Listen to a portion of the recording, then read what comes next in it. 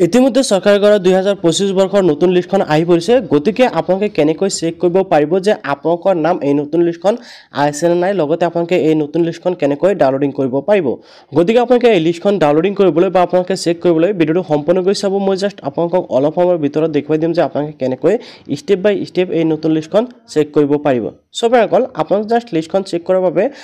কৰাৰ বাবে আপোনালোকে জাস্ট কি কৰিব মই ভিডিঅটোৰ ডেসক্ৰিপচনত আপোনালোকৰ বাবে লিংক দি ৰাখিছো আপোনালোকে এই লিংকত ক্লিক কৰিব ক্লিক কৰাৰ লগে লগে এনেকৈ কিন্তু আপোনালোকৰ সন্মুখত এই যেটো পোৰ্টেল এই পোৰ্টেলটো ওপেন হ'ব এতিয়া চাওক যদি আপোনালোকৰ এনেকৈ ডেস্কটপ মোড কৰা নাই তেনে ক্ষেত্ৰত আপোনালোকৰ মোবাইলটো কিন্তু এনেকৈ শো কৰিব আপোনালোকে কিন্তু এডু সাইডত 3 লাইন এটা দেখিবলৈ পাব আপোনালোক জাস্ট 3 লাইন অপচনত ক্লিক কৰিব 3 লাইন অপচনত ক্লিক কৰাৰ লগে লগে এনেকৈ কিন্তু বহুত কেইটা অপচন ইয়াতে খুল খাব এবাউট তাৰ পিছত আছে আৱাজ শপ আপোনালোকে এই আৱাজ শপ নামৰ যেটো অপচন আছে এই অপচনটোত ক্লিক কৰিব এতে ক্লিক কৰাৰ পিছত চাওক ইয়াতে কেইবাটা অপচন আছে ডাটা এন্ট্ৰি ৰিপৰ্টস এনেকৈ কেইবাটা অপচন আছে তো আপোনালোকে দ্বিতীয় নম্বৰ অপচন যেটো আছে ৰিপৰ্টস আপোনালোকে ৰিপৰ্টস অপচনৰ ওপৰত ক্লিক কৰিব ৰিপৰ্টস অপচনৰ ওপৰত ক্লিক কৰাৰ লগে কিন্তু ইয়াতে কেইবাটা অপচন খুল খাব বা কেইবাটাও অপচন ইয়াতে আছে সো আপোনালোকে এতিয়া কি কৰিব লাগিব একদম স্ক্ৰল ডাউন কৰি আহিব স্ক্ৰল ডাউন কৰি একদম হেকত যেটো দেখিল পাইছে এইচ নাম্বাৰত সোশ্যাল অডিট ৰিপৰ্টস আপোনালোকে এই অপচনটোত ক্লিক কৰি দিব ওকে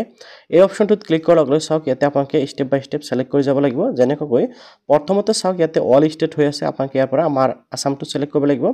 আসামটো সিলেক্ট কৰাৰ পিছত ইয়াৰ পৰা ডিস্ট্ৰিক্টটো আপোনালোকে সিলেক্ট কৰিব লাগিব আপোনালোকৰ যেটো ডিস্ট্ৰিক্ট সিলেক্ট কৰাৰ পিছত ইয়াৰ পৰা আপোনালোকৰ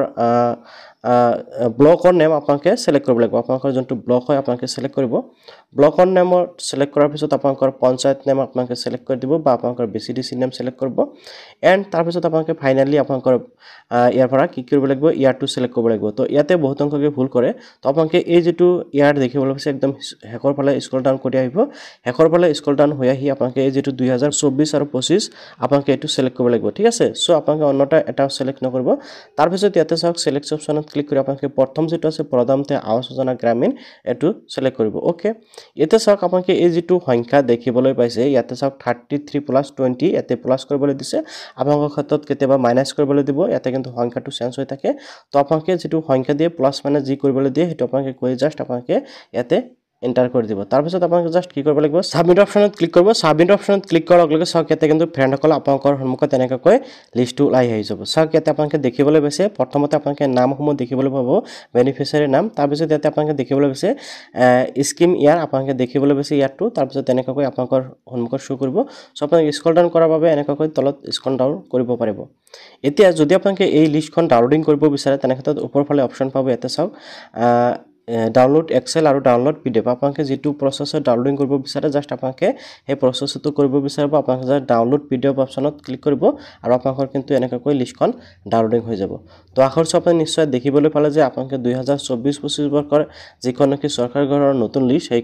সেইখন লিষ্ট কেনেকৈ চেক কৰিব পাৰিব গতিকে ভিডিওটো ভাল পালে নিশ্চয় গতিকে এনেকৈ গুৰুত্বপূৰ্ণ ভিডিওসমূহ পাবলৈ এতিয়া চেনেলটো সাবস্ক্ৰাইব কৰি ৰাখিবলৈ পাহৰি নাযাব